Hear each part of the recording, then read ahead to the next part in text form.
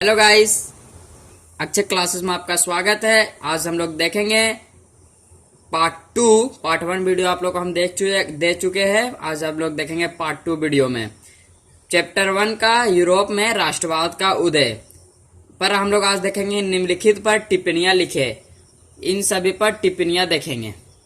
सबसे पहले टिप्पणी है जेसुसेपी मेस्लिन पर। इटली का एक क्रांतिकारी जिसका नाम जेसुसेपी मेस्लिन था, उसका जन्म 1807 ईस्वी में जेनेवा में हुआ था। उसने दो भूमिगत संगठनों की स्थापना की। पहला संगठन कौन सी था? मसाई में संघ इटली। दूसरा बर्न में अंग यूरोप के नाम से जाना जाता था।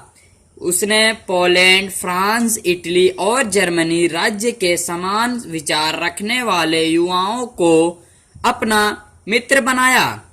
1831 में इटली के एकीकरण के लिए उसने लिगुरिया में एक विरोध का नेतृत्व किया, किंतु वह विरोध असफल हो गया।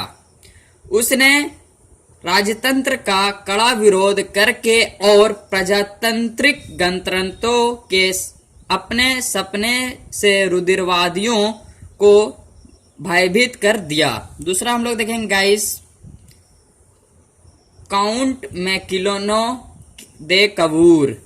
काउंट इटली का सेडेनिया पिडमोंटर राज्य का मंत्री था। उसने इटली के विभिन्न क्षेत्रों के एकीकरण के लिए आंदोलन का श्रीगणेश करना। वह ना तो क्रांतिकारी था और ना ही डेमोक्रेट। वह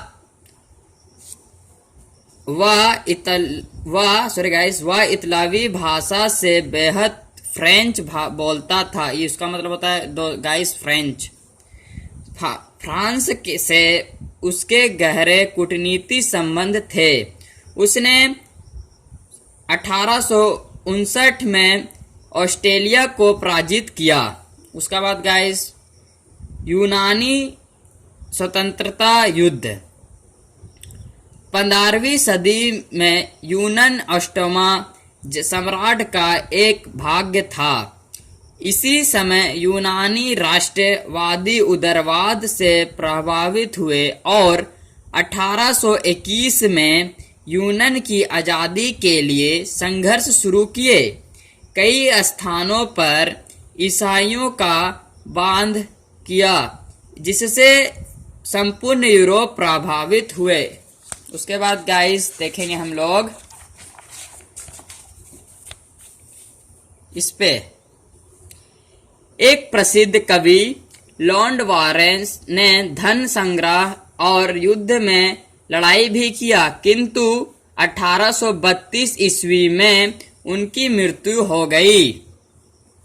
आप लोगों को दिखता नहीं होगा ठीक से गाइस, इसीलिए इसको खोल देते हैं कॉपी को। हो गई। इंग्लैंड, फ्रांस और रूस में यूनान का साथ दिया। काफी संघर्ष के बाद 1832 में कुस्तेनिया की संधि के अनुसार टर्की में यूनान को आजाद करना पड़ा। उसके बाद गाइस हम लोग देखेंगे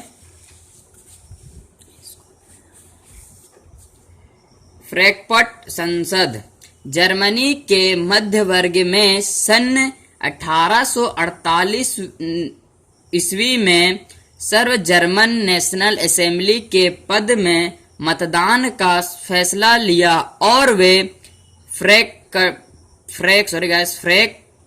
कैप्टन आ गए। इसमें लगभग 831 प्रतिनिधियों ने भाग लिया था। इस संसदों ने नव जर्मन के लिए एक संविधान का प्रारूप तैयार किया।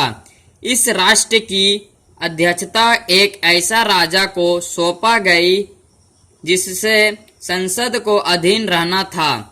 फ्रैंकफर्ट संसद जर्मनी को एकीकरण करने में सफलपूर्वक रही, यद्यपि यूरोप ग्रामीण सभा छोड़ गई। उसके बाद गाइस आप लोगों को कोई दिक्कत होगा तो प्लीज कमेंट में बोलना ना भूले।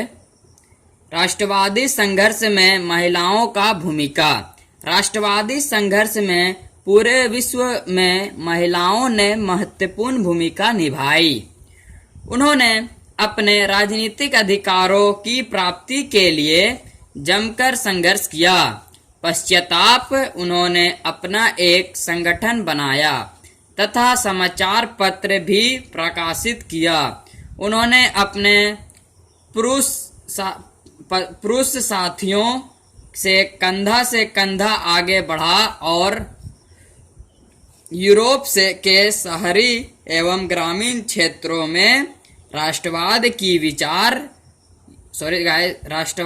विकार या विचारधारा का जमकर प्रचार प्रसार किया। इसके बावजूद उन्हें मताधिकार से वंचित रखा गया। उसके बाद गाइस, फ्रांसीसी लोगों के बीच सामूहिक पहचान का भाव पैदा करने के लिए फ्रांसीसी क्रांतियों ने क्या कदम उठाए, ये क्वेश्चन है। इसका आंसर हम लोग देखेंगे गाइस इस पे। आंसर देखिए गाइस, फ्रांसीसी लोगों के बीच सामूहिक पहचान पैदा करने के लिए फ्रांसीसी क्रांतियों ने निम्नलिखित कदम उठाए। पहला, पितृभूमि एवं नागरिक जैसे महत्वपूर्ण विचारों पर बल दिया गया। दूसरा गाइस, क्रांतिकारी ने एक नया फ्रांसीसी झंडा चुना जो तिरंगा था।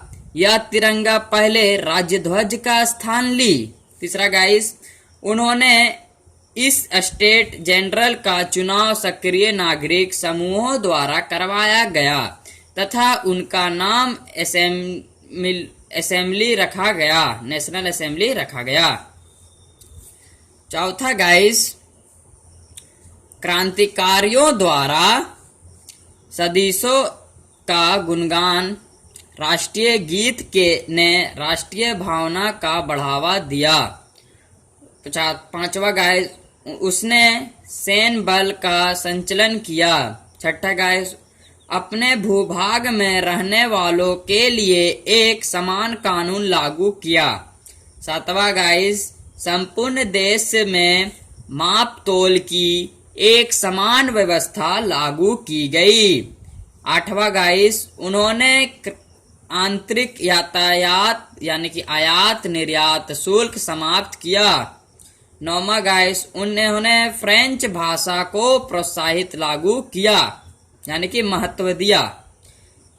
10वां गाइस, उन्होंने यह घोषणा की कि फ्रांसीसी राष्ट्र का यह भाग और लक्ष्य था कि यूरोप को निरंकुश शासन से मुक्त रखा जाए।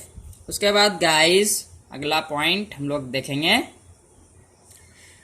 मरियान और जर्मनी कौन था। जिस तरह उन्हें चित्रित किया गया उसका क्या महत्व था, देखते हैं क्या महत्व था। मरियान फ्रांस का प्रतीक था जबकि जर्मनी जर्मन का प्रतीक था। उन्हें निम्नलिखित रूप से चित्रित किया गया है। पहला कौन चीज कैसे चित्रित किया गया सो हम लोग देखेंगे गाइस। पहला पॉइंट है, वे राष्ट्र राज्य के विचार को प्रदर्शित करते थे। दूसरा, वे इस प्रकार अपने देश का प्रतिनिधित्व करते थे मानो वह एक व्यक्ति हो। व्यक्ति हो। तीसरा, उनके राष्ट्र निर्माण में महत्वपूर्ण भूमिका का निर्वहन किया। इसके बाद अगला पॉइंट है,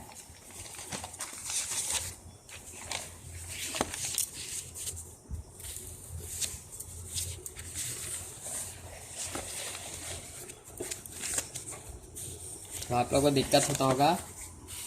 अगला पॉइंट है चौथा, मरियान की प्रतिमाएं चौक चौराहे पर सार्वजनिक रूप में लगाई गई जबकि जर्मनी बलूत ब्रिटिश को पत्तों का मुकुट पहनाती है क्योंकि जर्मन बातु बिलता का प्रतीक माना जाता है।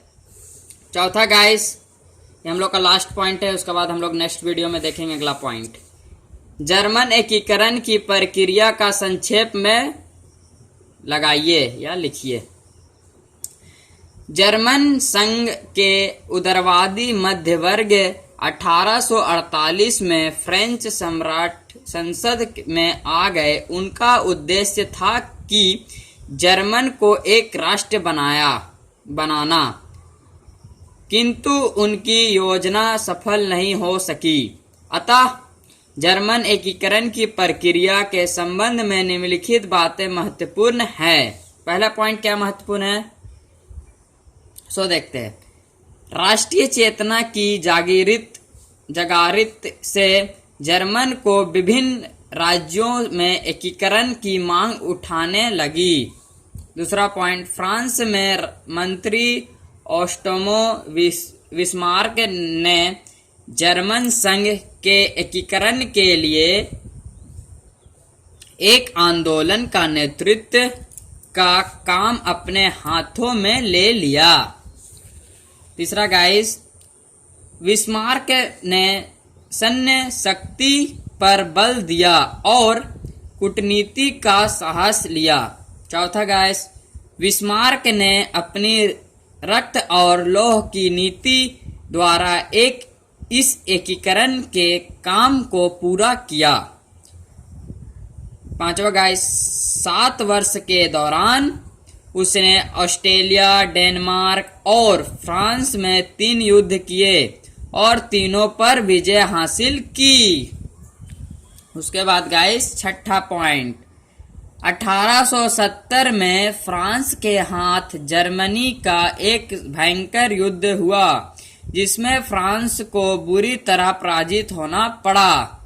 उसके बाद गाइस सातवां पॉइंट, इन विजयों से उत्साहित होकर बहुत से प्रदेशों जैसे बावेरिया, ट्रामेनवेग, दक्षिणी हेंस जर्मन महासंघ में शामिल हो गए।